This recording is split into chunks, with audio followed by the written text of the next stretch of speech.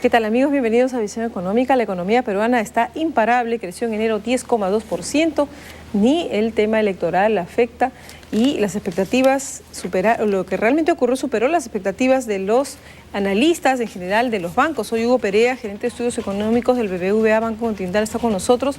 Vamos a analizar el tema. Hay posibilidades de sobrecalentamiento de la economía, qué está pasando con el empleo, con las remuneraciones, pero también haremos un repaso acerca de la visión que tiene el BBV respecto a Japón. ¿Qué evaluación han hecho hasta el momento? ¿Qué nos compromete a nosotros y qué le compromete al mundo? Ahora saludamos a Hugo Perea, gerente de estudios económicos del BBVA Banco Continental, para hacer un análisis de lo ocurrido en el Perú. ¿Cómo está? Bienvenido, buenos días. Bien, gracias. Imparable en la economía peruana. Sí, los datos han sorprendido efectivamente al alza, como ya se ha adelantado en la lectura de la noticia. El consenso estaba en 9, nosotros estamos en 9,2 y el resultado fue de 10. Cuando uno mira, en nuestro caso, dónde estuvo el margen de error, básicamente estuvo centrado en la parte de servicios. Servicios ha sorprendido con un fuerte dinamismo, en particular lo que se refiere a servicios servicios personales, por ejemplo, restaurantes y hoteles han venido con un fuerte impulso. Y eso básicamente es lo que está explicando la diferencia. Más o menos nosotros y seguramente el consenso habían acertado muy bien en lo que es construcción, manufactura, incluso ya se tenía el dato, los sectores primarios, pero la gran sorpresa fue servicios, ¿no? Ahora, ¿esta es una noticia para tomarla por el lado positivo o hay razones para preocuparnos? ¿Hay sobrecalentamiento de la economía? ¿Se va a repetir ese crecimiento en febrero?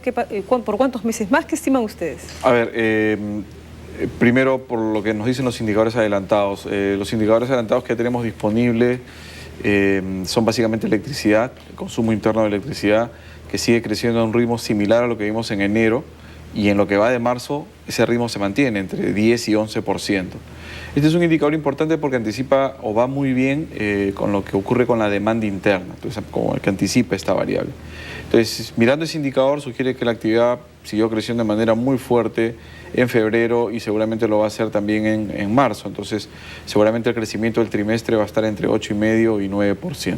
Entonces, esa tasa de crecimiento, en alguna medida, es una llamada de atención porque si la brecha de producto, ¿no?, esta diferencia entre el PBI observado y el PBI potencial, el que teóricamente podemos sostener en el mediano plazo, ya se cerró a fines del año pasado, hoy en día esta brecha sería positiva. Y ese es un indicador que eventualmente anticipa presiones de demanda. Hoy en día no las estamos viendo, la inflación está alrededor del 2%, 2,3%.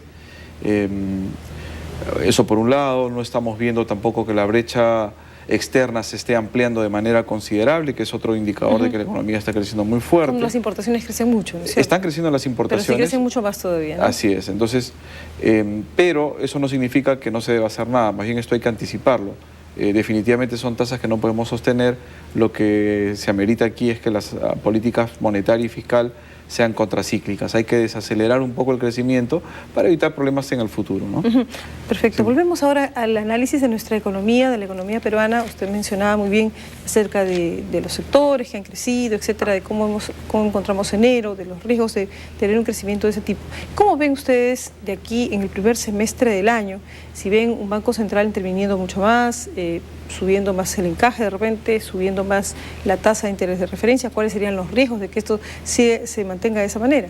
Sí, bueno, si la actividad no desacelera de manera sensible, digamos, porque la idea es que haya un aterrizaje suave hacia tasas que podamos converger alrededor del 6 que podamos sostener, alrededor del 6 o 7%. Estamos muy por encima de eso. Entonces, por otro lado, el fisco no está por el momento dando una gran contribución en este sentido.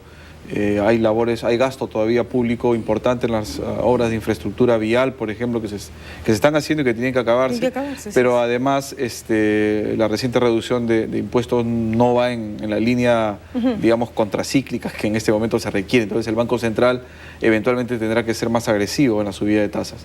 Ahora, hay un tono de incertidumbre. Entonces nosotros esperamos que estos incrementos en la tasa de referencia o incrementos eventuales en el encaje sean graduales.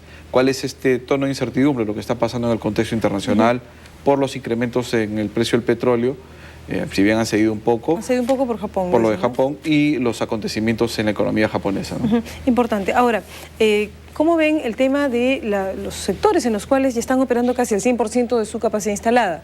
Sí, manufactura es el índice de utilización de la capacidad instalada de manufactura está en máximos históricos, está por encima del 80%, con algunas subramas de la industria que están trabajando alrededor del 100%, ¿no? Esto es lo que y además es interesante notar que muchas empresas de la manufactura están subapalancadas, están con niveles de apalancamiento, de endeudamiento bastante bajos. Esto nos lleva a pensar que vamos a ver una gran inversión en el sector. Necesitas ampliar capacidad y financieramente estás posicionado como para hacerlo, ¿no? Ahora, se dice también que los trabajadores con menor educación han visto crecer sus sueldos en un 10%. ¿Cómo vamos en términos de empleo, disminución de su empleo y también de la contratación de trabajadores? Sí, había una cierta desaceleración en la parte de generación de empleo, al menos con las estadísticas que se muestran para Lima Metropolitana, ¿no? Pero en general se mantiene una tendencia positiva. Donde vemos algunas tendencias no muy favorables es en la parte del empleo para jóvenes, ¿no? La tasa de desempleo para este segmento, que usualmente es alta, ha subido aún más. Y ahí hay que ver qué es lo que está pasando con detalle, ¿no? ¿Por qué este crecimiento no está absorbiendo en mayor medida a la población joven? Algunos estudios sugieren que incrementos, por ejemplo, en la remuneración mínima, y este es un tema que está en debate ahora, más bien son contraproducentes para absorber a este segmento de la población.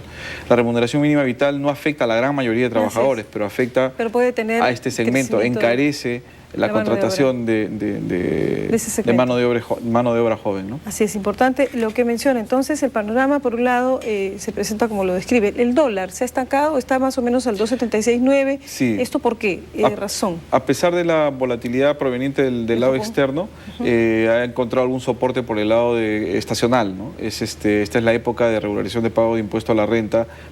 Algunas empresas que ganan en dólares los convierten a soles y esto genera oferta y, digamos, le compensa un poco las presiones al alza producto del entorno internacional que podríamos haber visto en estos días, ¿no? Muy bien, señor Perea, muchísimas gracias por estas reflexiones, por el análisis detallado y las perspectivas de lo que se viene. Muchísimas gracias.